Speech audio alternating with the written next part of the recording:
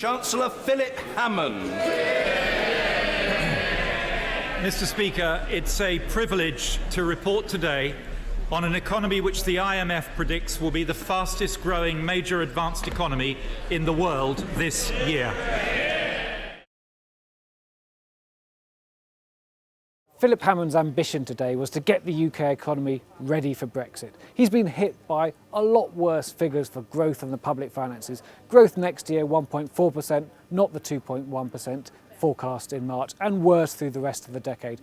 The public finances are about £100 billion worse over the next 5 years. But on top of that, he's then borrowed another £23 billion to invest in lots of capital projects, hoping to improve productivity and get the economy working a bit stronger as Britain prepares to leave the EU, gambling that this additional borrowing will get the economy into a position where it can deal with the uncertainties posed by Brexit. Well, the Chancellor Philip Hammond said at the start that Brexit was a changing point in British history. The problem is he doesn't know which way history is going to go. He had two main objectives. The economic objective was to make the economy, as he put it, match fit for Brexit. The political objective was to try and help those people that Theresa May has identified as people who are just about managing.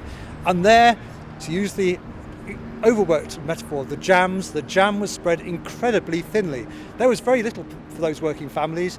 For example, he gave some money back in terms of freezing fuel duty, but at the same time he put up insurance premiums. So those people aren't going to feel an awful lot of benefit. I don't think politically this moves the dial very much.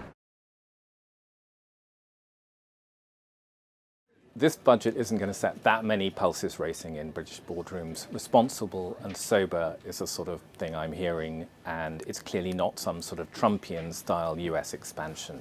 What people will like is they will like the focus on infrastructure investment. It's not vast and transformational in scale, but it deals with things that are a real cost to business, people doing business in the UK, like roads and digital, and it's very sensible stuff.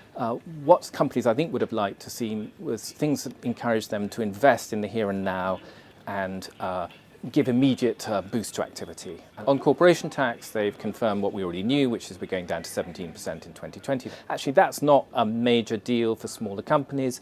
A little bit cynical about the way in which cuts in corporation tax, which only some of them pay, are basically being replaced by charges like the apprenticeship levy, which everyone has to pay.